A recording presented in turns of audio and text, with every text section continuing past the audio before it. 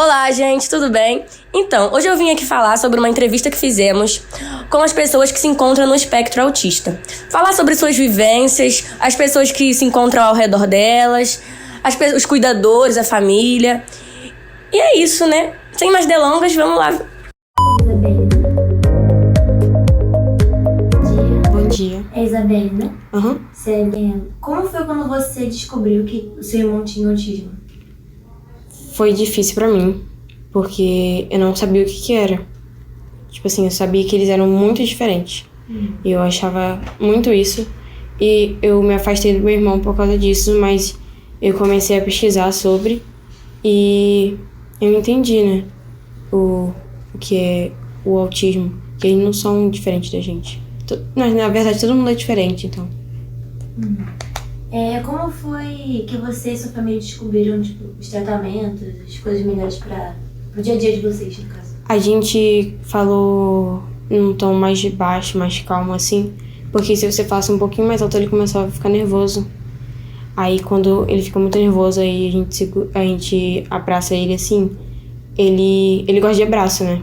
Ele fica mais calmo com isso. Aí a gente abraça ele, a gente fica... Calma, você vai ficar bem, tá tudo bem. Aí ele se acalma muito por causa disso. E é isso que é. Como você lida no dia a dia com os comportamentos, com as mudanças de humor?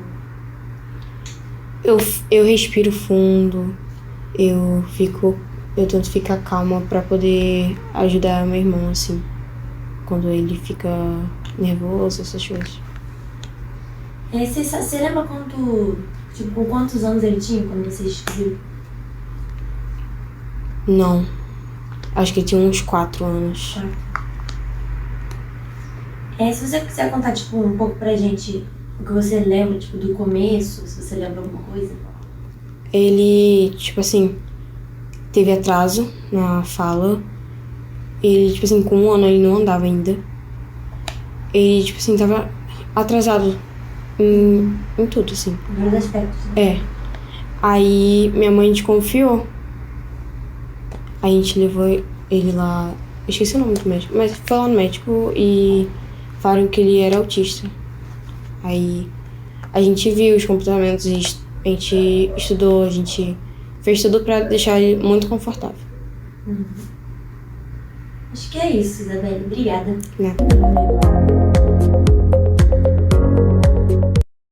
Oi, meu nome é Eduarda e eu tenho um irmão autista de 4 anos.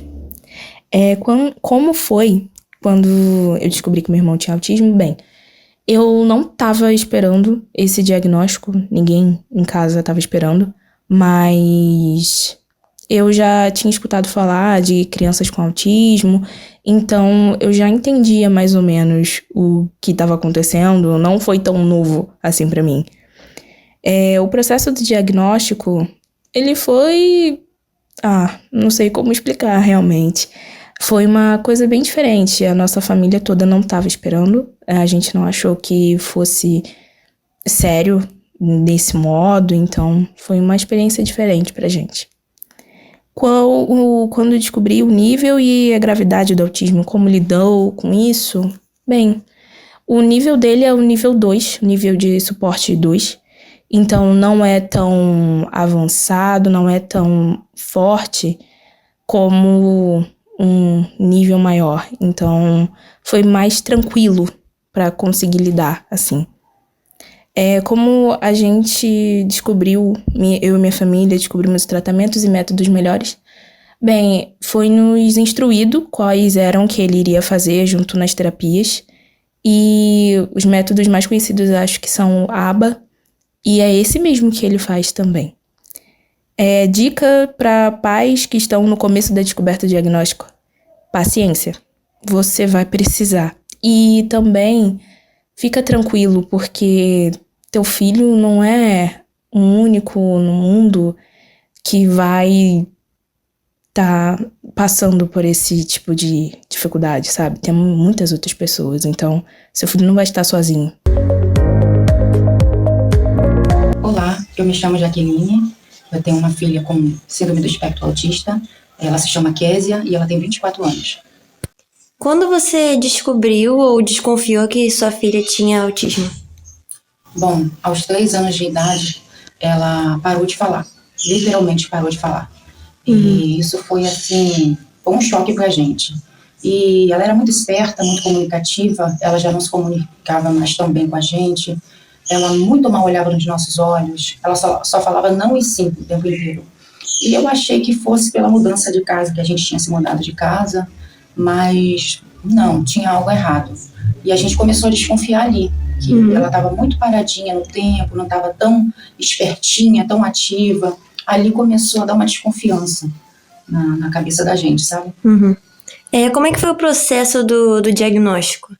O processo do diagnóstico foi o seguinte: eu procurei uma pediatra e a pediatra também desconfiou. E ela me disse: mãezinha, você vai ter que procurar uma neuro para poder ver se ela tem algo de ordem neurológica.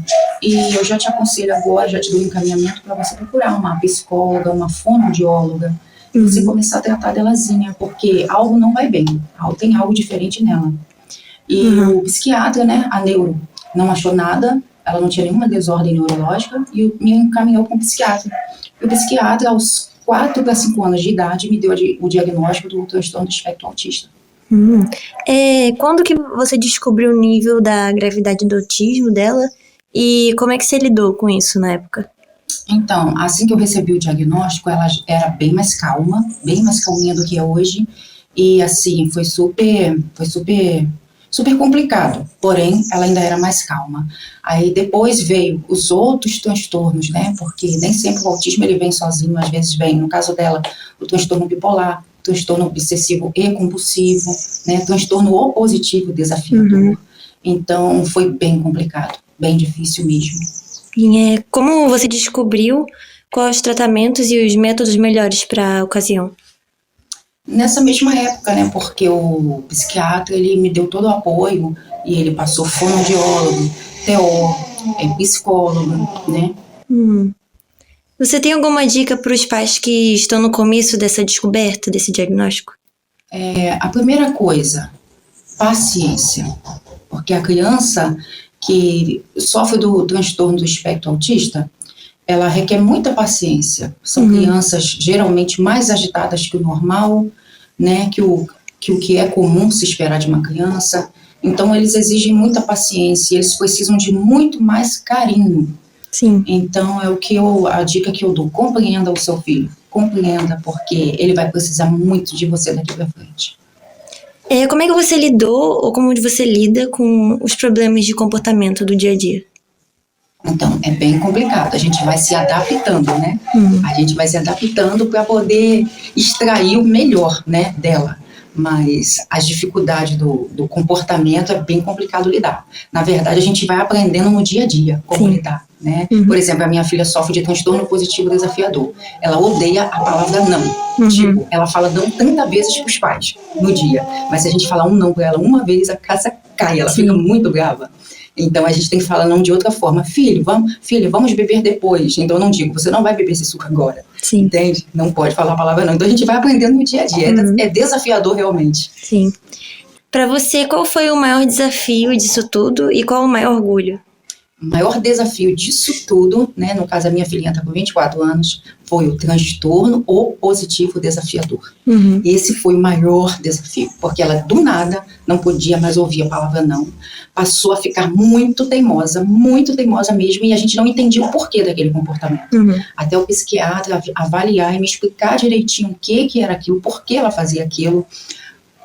Até hoje é muito desafiador, porque é muito comportamental, né, o autismo. E o transtorno positivo desafiador, ele dá uma incrementada no negócio. Mas com muito amor a gente vence. O maior orgulho disso tudo, a maior alegria, a maior recompensa disso tudo é ser mãe. Ser mãe é uma alegria, é um prazer gerar um filho no seu ventre, chamar ele de filho. Ela me chamou de mamãe, ela tinha 9 anos. Para mim foi a minha maior alegria, quando ela olhou nos meus olhos e disse, mamãe. Foi emocionante, foi o que eu esperei a minha vida inteira. Então, assim, o maior orgulho é ter ela, é ser mãe dela, é saber que nós chegamos até aqui. Ela está uma mocinha de 24 anos, é linda, ela canta, ela brinca, ela é feliz, ela é saudável, sabe? ser mãe é o maior orgulho que eu tenho, ser mãe da minha filha.